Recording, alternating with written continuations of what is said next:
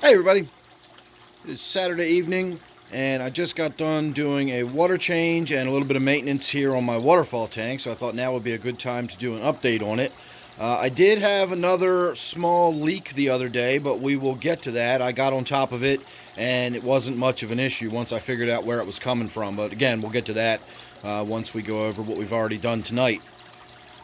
So the first thing I did was a big water change, probably about 50%. And I used my gravel vac. The siphon hose runs into the other room, and I put it in the shower in the bathroom, and so that gets the level of the hose all the way down on the floor.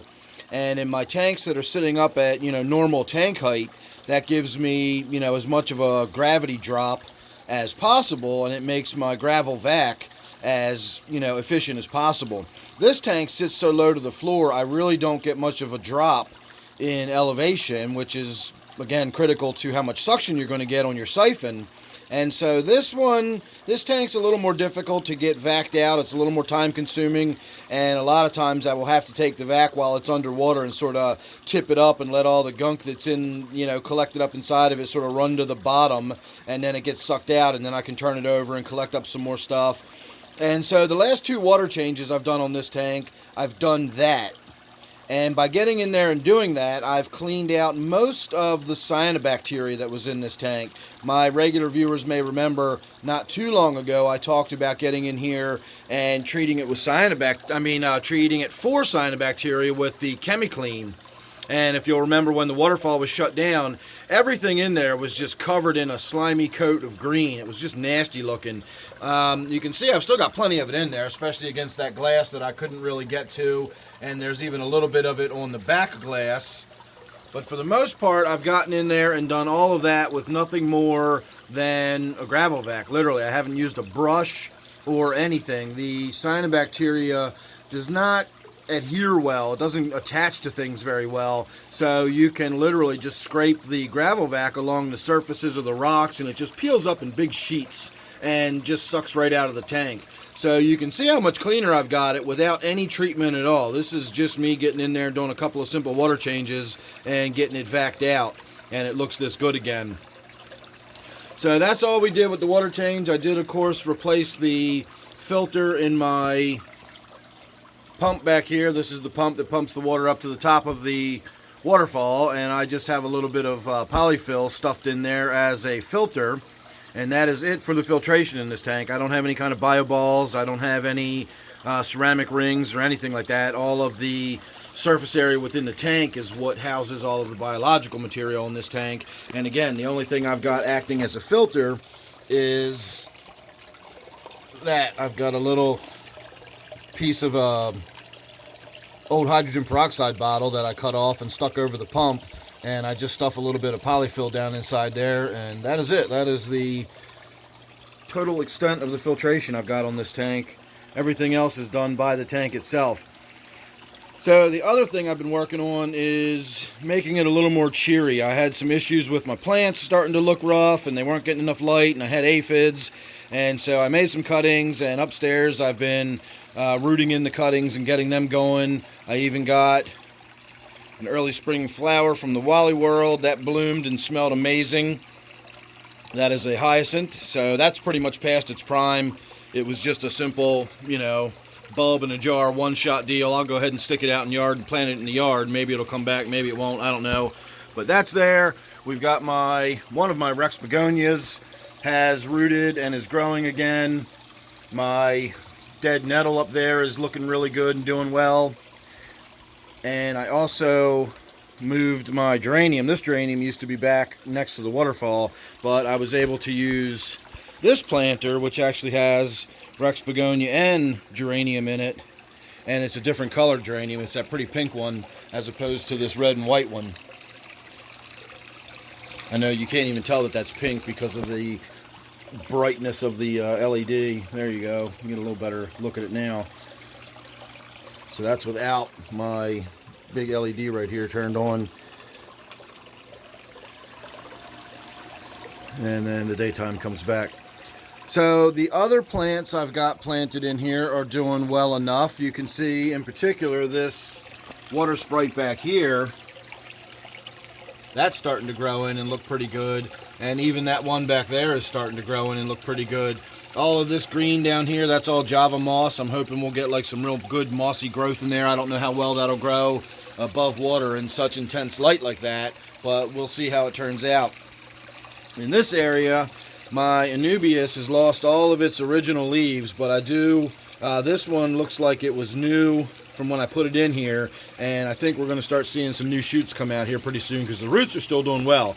You know, that's the main body of the rhizome right there, and then the little white things coming off of the actual roots, and those are still growing and developing and looking pretty good. So I think we're going to actually see some new growth. Again, Anubias is a low light plant, and I've got it sitting right under not a low light at all. So we'll have to see how that plays out. I don't know how well that Anubias is going to do under all that light. I'm hoping if it grows in under that much light, it will sort of adapt to it and it'll grow in and do okay.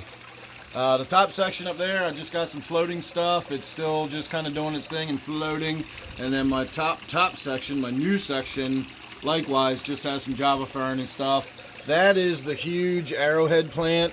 If you'll remember, I had that on this corner and it just covered this whole side.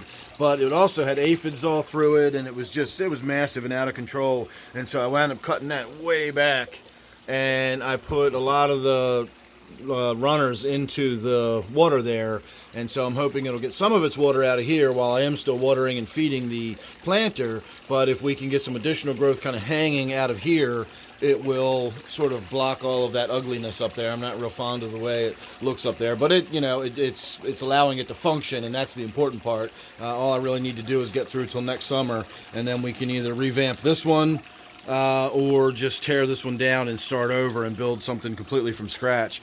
So where I found the leak was around here where I had attached this new basin.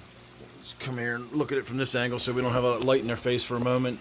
So I just attached this new basin, and whereas I used to have the hose just kind of draped over the back and just going right into that top area, I now have it going into here, and I attached it the proper way that it's supposed to be attached. And I guess if this were out in the yard, it wouldn't matter if I was getting a little tiny bit of a drip and a leak coming out of that seal right there.